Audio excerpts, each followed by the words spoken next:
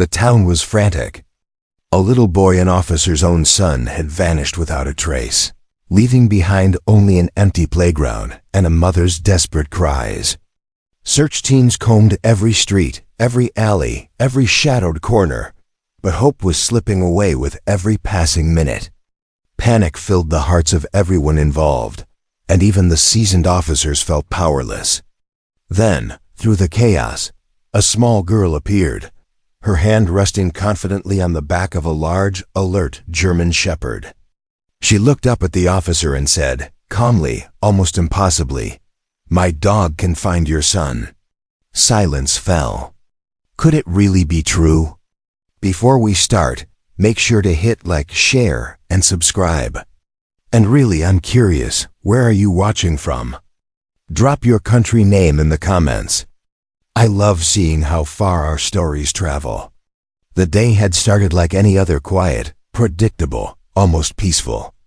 Officer Daniels remembered kissing his 9-year-old son, Ethan, on the forehead before leaving for duty. There had been no warning, no sign that anything was about to unravel. But by noon, everything changed. A panicked call came from Ethan's school. He hadn't shown up after recess. His backpack was still in the classroom, and no one had seen him leave, but every minute that passed without a clue tightened the terror in Daniel's chest. His training told him to stay calm, but his heart knew something was terribly, horribly wrong. Word spread faster than anyone expected.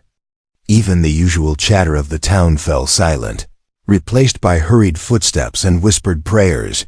Officer Daniels moved among them, his expression hollow, his voice trembling as he issued instructions. Every shadow looked suspicious. Every sound made his heart lurch. And as daylight began to fade, a quiet, suffocating fear settled over the community. Ethan was still nowhere to be found. Inside the police station, exhaustion weighed heavily in the air. Officers hovered over maps, radios crackled with dead-end updates, and Officer Daniels sat frozen, staring at his son's photograph.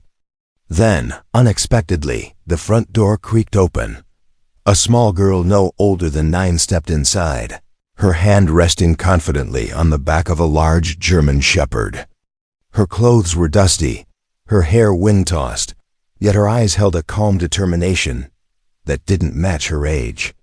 The dog beside her stood tall and alert, scanning the room with quiet intensity. Several officers exchanged confused glances.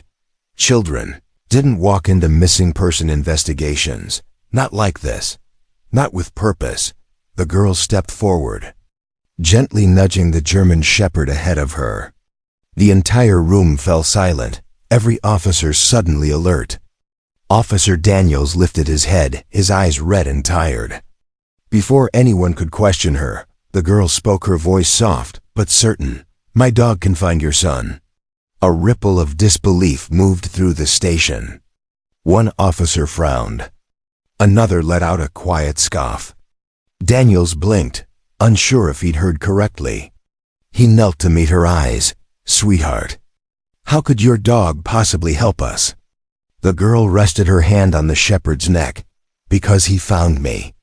A hush fell over the room as the girl lowered her gaze, fingers tightening around the dog's fur.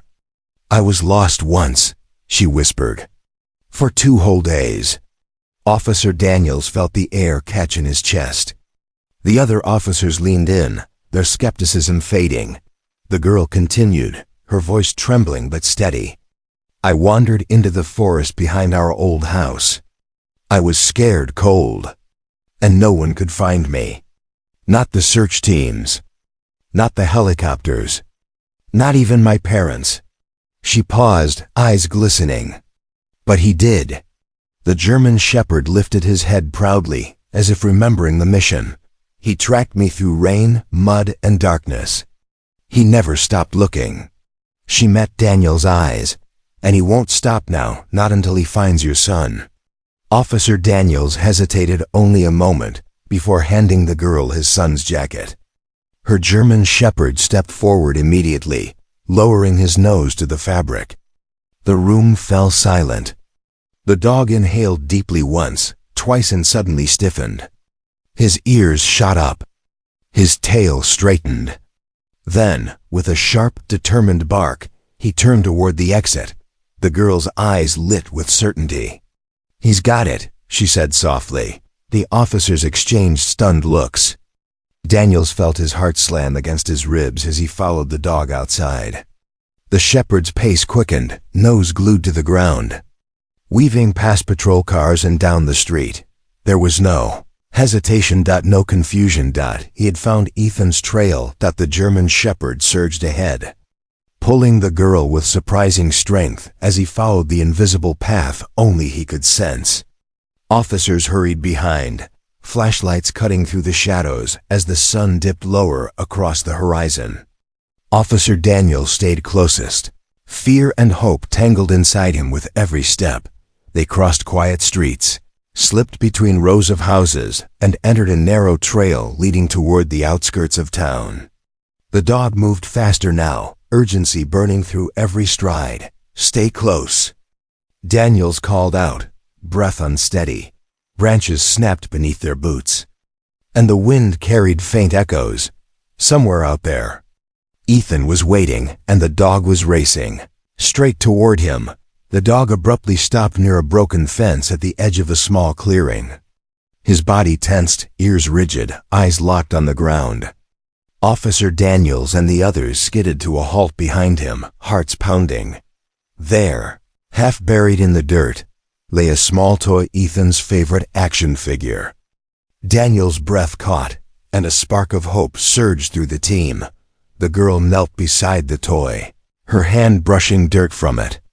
"He's close," she whispered, a calm certainty in her voice that steadied the frantic officers. The shepherd sniffed the air, then darted forward again. The trail was alive. Ethan was near. The team followed the German shepherd through the thickening trees, branches scraping their arms and faces. The dog's pace slowed slightly as he approached an abandoned storage building, its weathered walls looming ominously. A low growl rumbled from his chest, and he circled the perimeter, muscles tense. Officer Daniels signaled the others to stay back, heart racing. Something felt off. The air was heavy with a strange scent, a mix of damp wood and something more unsettling.